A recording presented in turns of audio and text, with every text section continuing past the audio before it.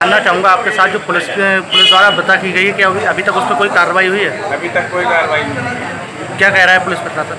कह रहे हैं हम कर रहे हैं कार्रवाई। क्या मामला क्या था? कुछ पुलिस वालों ने आके मुझे मेरे घर पे मारा। आप कौन से वार्ड के सभासद हैं? पार्ट 17 साहब मारे। कौन सिपाही कौन था? विपिन गुजर।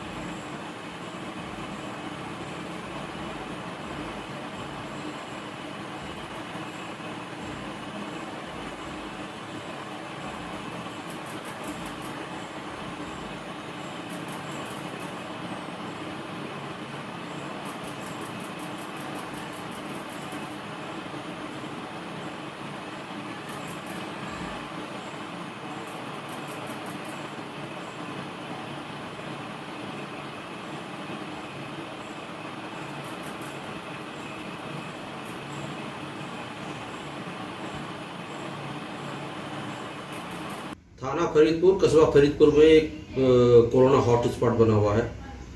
वहाँ पर पुलिसकर्मी ड्यूटी कर रहे थे। उनका स्थानीय पार्षद है, उनसे किसी बात को लेकर विवाद हो गया। पुलिस का कहना है कि पार्षद घर के बाहर घूम रहे थे और उन्होंने कहा कि आप अंदर चले जाएं। पार्षद ने विरोध किया और इसी पर किसी बात पर उलझन हो गई। जो वीडियो प्रस्तुत की है पार्षद जी ने, उसमें दिखाया गया है कि पुलिसकर्मियों द्वारा उनकी पिटाई की जा रही है। ये कृत्य पुलिस का निंदनीय है। इस तरह से मारपीट नहीं करनी चाहिए थी किसी सभासद के साथ। इस पर संज्ञान लेते हुए इनके विरुद्ध, पुलिसकर्मियों के विरुद्ध कार्रवाई की जा रही है। इन्हें निलंबित किया जाएगा। आप राकेश जी अंतर्राष्ट्रीय कायस्थ महासभा के पदाधिकारी बने हैं, क्या कहना चाहिए इसमें? मैं साहब मैं सबसे पहले अपने राष्ट्रीय अध्यक्ष ऋषिकेश सिन्हा जी का धन्यवाद देता हूं और हमारे प्रदेश अध्यक्ष उपेंद्र जी का धन्यवाद देता हूं। और इनके सुस्थिति पे, इनके रिकमेंड पे मैं प्रदेश का अंतर्राष्ट्रीय कायस्थ सभा का राजनीतिक पुरुष का अध्यक्ष बना हूं। मैं सिर्फ आज की डेट में अब तक समाज सेवा करता रहता, राजनीति से भी जुड़ा था।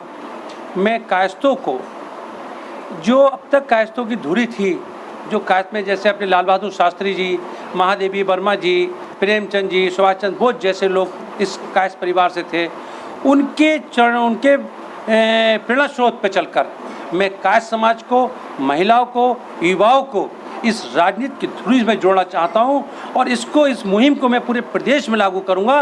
और कायस्थ समाज को लोग जो बांटने की कोशिश करते हैं, तोड़ने की कोशिश करते हैं, वो अब नहीं हो पाएगा। कायस्थ समाज हमारा एक साथ होके, एक साथ चल के, और कायस्थों के अलावा पूरा कायस्थ समाज सारे समाजों के साथ मिलकर काम करेगा और सबके कंधे से कंधा मिलाकर सब लोग काम करेंगे।